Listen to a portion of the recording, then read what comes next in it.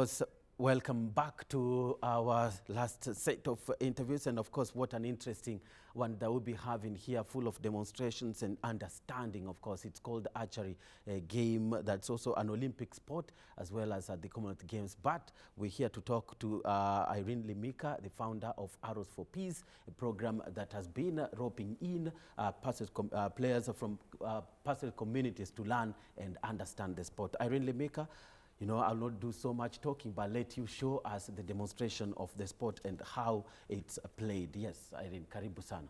Thank you so much. Yes, and so what do we have there? This like the target? Yes, we have the target. And in the target, we have the points starting from 1 to 10 and the bullseye. So the highest point is the yellow there. With that, the bullseye has got the highest points. Yeah, and here I have my bow. This is a professional bow. So we have the limbs, upper limb and the lower limb, and we have the trunk where we put the arrow. Yes. So this one is really different from the traditional one that we are used to it. And it's different from what our pastoralist communities are using and our warriors, yeah. So this is a modified one and professional one for the beginners who are trying to be the world champions for the archers. Yes, and then we have our arrow here, and you can see there's no much difference, only that it has got weight. It is measured because of this. The archery sport is categorized as a weapon because this arrow goes almost as far as 2 kilometers. Yes, so it's a weapon sport. It's a weapon sport. Yes. Yes, and so what are the qualities that one must possess, you know, to play it better? Mostly, archery sport is a technical sport. So you have to be very keen on techniques, on how you stand, on how you turn your head, because in archery you just turn only your head, and your body has to be still strong, straight. Any slight mistake you make, you miss the target. So the yellow circle is the target, right? The bull's eye. Yes. How many points does it have? The yellow has got 10 points. Then we have 9, 8, 7, like that to 1. And you play 2 sets, which is 3 arrows, the first set, and the second 3 sets. So it comes to 6 arrows. Yes. So if you hit 10 and I hit 10, yes, so we're equal. You're then tied. Yeah, we are tied. Then right? you go another round. We go another round. Yes. And 2 rounds make 1 set. Yes. A nice one. And what's the difference with the bow recurve? The categories that are there with the bows. The recurve is you see the traditional one doesn't have this curve the way it is, the way it's done here. The limbs, I mean. So they just have what we call a branch of a tree that is just carved by tightening the string. So this string, it has its own place. You just place it. There's a way you place it, and you. So the other one you just tie it. What do we call? Just normally, but this one has got a procedure on how you tie it to the bow. Yes, that makes a difference. Yeah. So when you're introducing it to the newer players, right? Like most of your project, what you've been doing is really still at the introduction level. Yes. What are the 1 or 2 major things that a learner should understand? Number 1. Make sure. Yes. Number 1 is technique. They have to, you see, when I was in Baringo and I tried to show them the new way of doing their sport, they just want to do it that they are traditional way. Yeah, the way they know it. The way they know it. Yeah. So the first thing is to get them come out of their way of knowing it and to the professional way of knowing it. That's technique number 1. Because if they come from there, I'm sure we will have a world-class archers from the pastoralist communities. Yes. Then number 2, adapt to the techniques. You see the way we are studying, the way they are studying, you know, there are those who are kneeling, there are those who are doing this. So, but for the professional, you have to be straight, align yourself to the target, and take your time and make your shoot. And what time did it take them to learn that? I think I have Isaac Sang, who is one of the players ambao wame take part kwa hii program, right? Atakuwa anatuelezea how long take to understand what Irene has just explained in a brief. Yes, Sang, how long imekuwaje wewe kushiriki katika huu mchezo kwanza? Katika kushiriki hii mchezo imechukua kama miezi 3 na wakati unaposhiriki yale masharti ambayo umepewa yafaa uzingatie. Ukizingatia haya haiwezi kuwa ngumu, na wakati unaendelea na mazoezi ndio unazidi kuwa na hiyo ujuzi na maarifa mingi zaidi. Yes. Na labda wewe unataka kuafikia nini katika huu mchezo? Na ulikuwa unacheza mchezo wote before? Yes. Ulikuwa unashiriki shiriki mchezo wa mbio. Ulikuwa unakimbia mbio fupi ama long distance? Middle distance hapo. 800, 1500? No. 5000. Oh, 5000. Kuendelea. Kuendelea. So wakati nilikuwa introduce kwa hii mchezo nikapenda pia. Na nikaona kwamba in the near future inaweza chukua mbali kiasi. The way other activities kama athletics you can qualify for Olympics. Nice one. Near future ni lini na mbali ni wapi? Okay, near future ni nikiendelea na mazoezi na target wakati kama 2024 hapo kutakuwa na Olympics. So focusing there. Focusing to play to feature in the Olympics. Yeah. All the best, Isaac. All the best, Isaac. Yes. And Irene, you began this project and you targeted people from the past. Why did you pick them? Yeah, thank you so much. And I started this project in 2012, and I come from the pastoralist communities. And you're former athlete too? And I'm a former athlete, professional one. Yeah. I've been to the World Cross Country World Championship 2009. Yeah, and I'm proud to represent my country. And at the same time, I thought of what should I do to bring a solution and alternative to the issue of cat rustling in Kenya. Because since independence, this issue has been there. And our government has really tried. And it is responsibility for all of us to come out with a solution. And I thought that these sports can do it. And since our people are using bows and arrows, it's easy to introduce the sport archery, because it's easy to introduce something to somebody, to something that they already know. No, yes, so that it's exists. not that exists. It is in their blood, and it's, for real, they really like it. And yes, and looking at the origin of the sport, it's actually traced to the first man in Turkana. So it's duly theirs. Yes. It's duly ours, you might say. Yes. So, right? Yes. And now, what are the little successes that you've seen? Have you seen bigger number or smaller number of people getting interested? You know, Sang is here. I covered you yesterday at Kasarani, and the crowd was really, you know, it wanted to see more. Yeah. Yeah, it's true.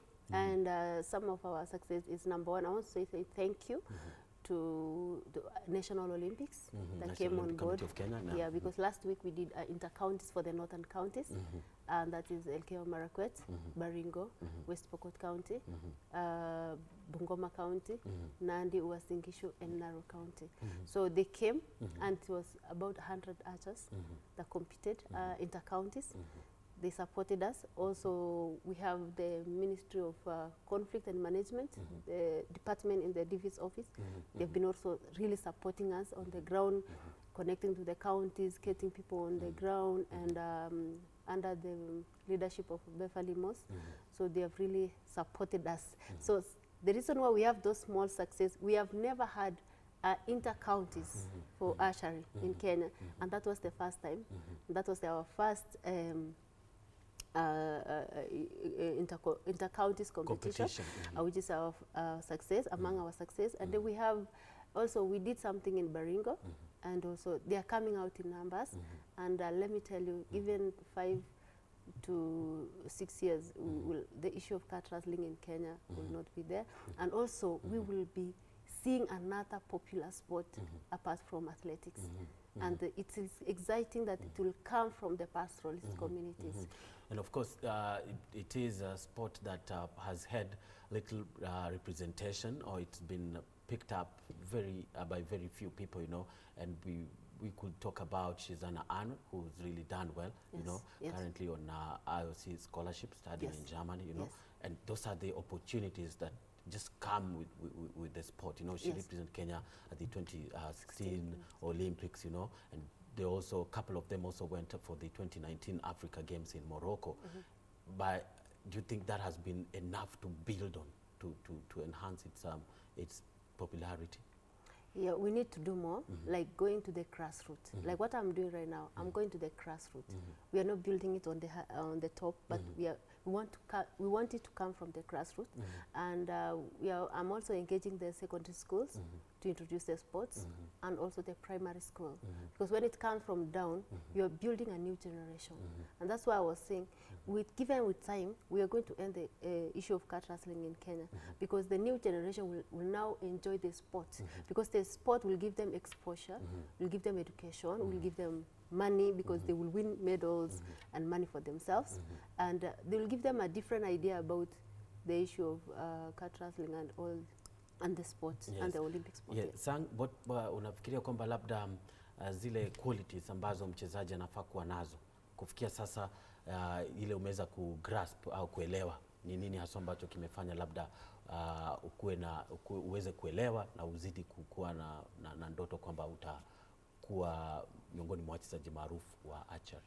Okay, katika hii mchezo qualities ambayo mchezaji anafaa kuwa nayo ni kuwa na hiyo interest ya kutaka kujua na kujitolea katika mazoezi. Ingine ni kuzingatia ile wakati wake wa mazoezi. Ikiwa ni unafaa ukue kwa wakati mzuri, yafaa uzingatie hiyo.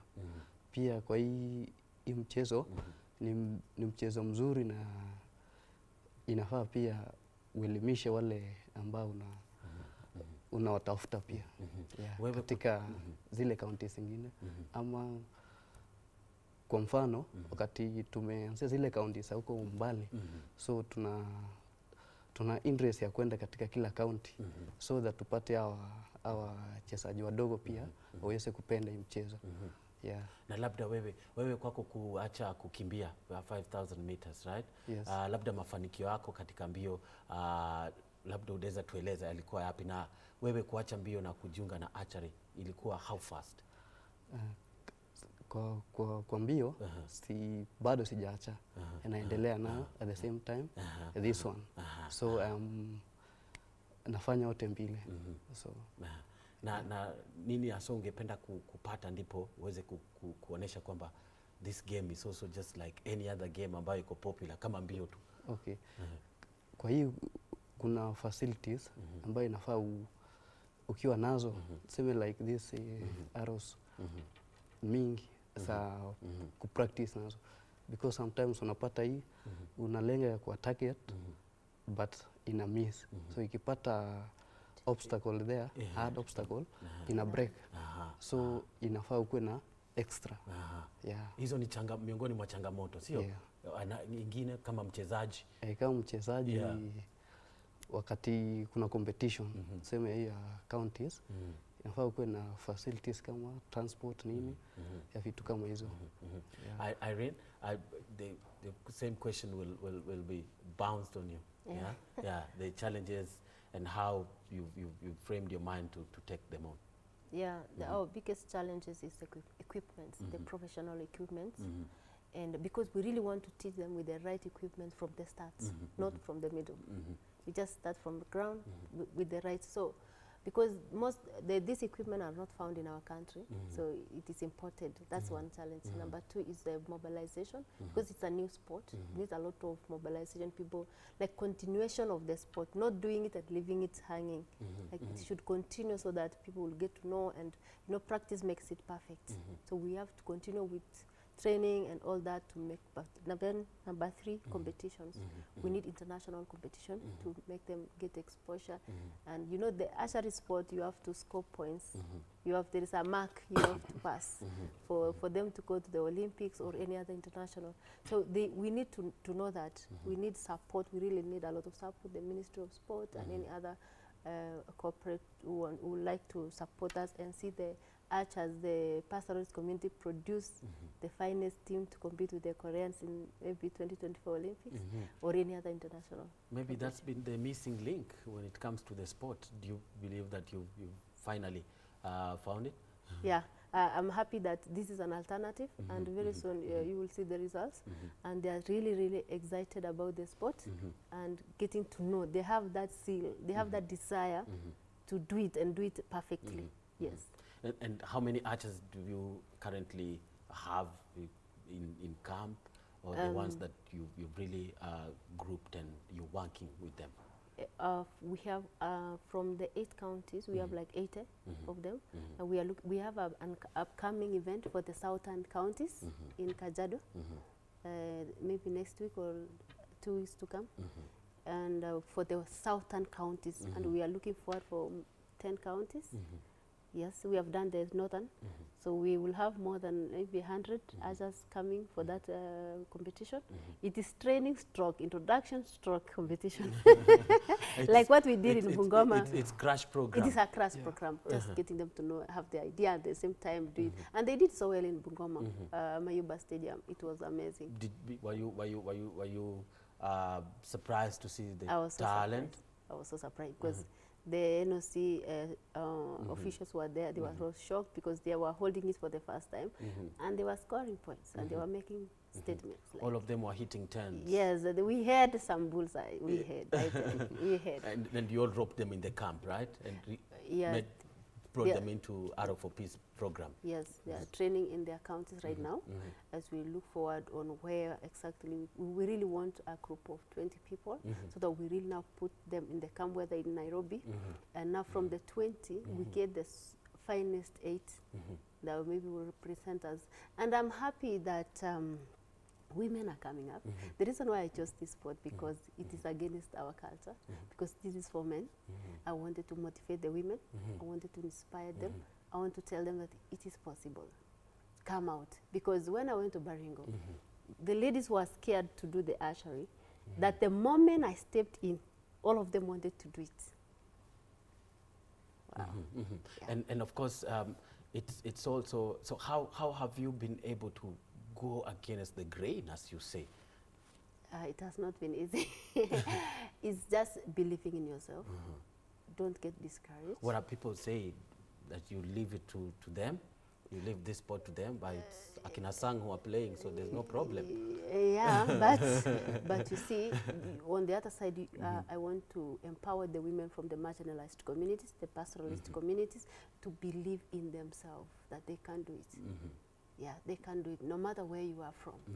Yes. What will make archery a success? Remember, there have been other programs actually to, you know, like keep them off what has been happening, you know, cattle rustling and all that. For instance, Tekla Lorupe Marathon, it was really one of those highlight projects in the region that really try to spread the message of peace and also give them an alternative apart from doing what was happening. What if archery was to succeed on the same front? What must happen? Number one, continuation of the sport. You don't do and rest today and you leave them like that. No. If you go to that place, there's nothing completely, because it's a desert. So we want the sport to continue in schools, in colleges, in primary school, like any other sport. And then maybe in a month, we do a competition. In all these counties, we will look for a pilot schools, and then we do competition to keep them on their toes, to keep them like, okay, you should continue, and make them more coming on board and training and want to do the event international and winning medals for themselves and change the community. This will change the community, because if we have 5 archers who win the corn medals from Baringo, from Melgeo Market, from West Pokot and Turkana, what will happen to those communities? What will happen? They'll definitely. And Sang is coming from Kapsarit, you know. Sang Labda in Kapsarit, what do you think you playing has done to the rest of the people there, you know? Yes. Yeah. Okay. Kwa hii mchezo imeweza kuwezesha vijana wengi kuacha zile activities ambayo walikuwa wanafikiria this arrow can be used to to other sports and wakakuja kwa hii. So wakati wali identify kwamba hii is another sport activity na wakaipenda. Na labda we archery traditionally unailinganisha na nini? So archery traditionally it's a kind of a weapon ambayo wale wazazi walikuwa nazo. So lakini wakati si tumeingia sasa, tumeelewa kwamba it is not for it's not a weapon, but it's a kind of a sport that can make people to interact together and share their ideas, and also it can bring competition to their counties. And it's also a weapon for you to go and show the world what you have, right? in archery. Yes. So what's the next as we wind up? How does the future hold for Arrows for Peace, and what next now? 2024 could be the immediate lengo, you know, like the immediate championship that you want to see people who've come from this project participating in that particular championship. But what's the immediate one? The immediate one is to establish the sport and get them right from the grassroots. Qualifying for the Olympic is not a problem. It's the foundation you put there. So I am really working on the foundation, and like our motto is shoot to win, not to kill. We really want to win, and Arrows for Peace team are ready to win medals for our country and make it popular in Africa and also in the world, like athletics, like what our athletes are doing, a very good job. And I believe in the near future, 2024, or maybe we have Africa Championship for archery. We'll look forward if by then we are ready to see if we can try. But in the near future, Arrows for Peace will be producing the world-class archers from the pastoralist communities. And you're working with the National Archery Federation. How is it? I am the national treasurer from CASO. CASO is Kenya Archery Sport Organization, and I'm the national treasurer. Yes, we are working together, and we are also working together with the National Olympics under the program called Sport for Peace. And they are really supporting us, and they are really coming on board to make sure that their dream come through. Yes. Asanteni sana. Thanks so much Isaac Sang, na mafanikio uwafikie katika uchezaji wako wa archery, sio? Na uletee Kenya medali katika mashindano ya kimataifa. Sisi tutakuwa hapa kupokea, sio, na kusherekea ushindi wako. Hata saa zingine ushinde ulete, tutasherekea bado. Ndio uendelee. Thank you so much, Irene. And all the successes in your project, and more people to join the sport and also bring Kenya honor and glory as far as that particular sport is concerned. Yes, I've been talking to Irene Lemika from Arrows for Peace, and the new archer in town, Isaac Sang from Kapsarit, that's Eldoret South. Thank you so much for gracing the show, and all the best in your play as well as management of the sport in the country. Thanks so much. Yes, and that's it on our Game On, but we leave you with this particular story of the 17-year-old weightlifter Rachel Enoch, who is doing the snatching and jerking, and she's also headed to the Birmingham Games. That's the Commonwealth Games. Thank you so much for watching. I'm Bernard Okumu.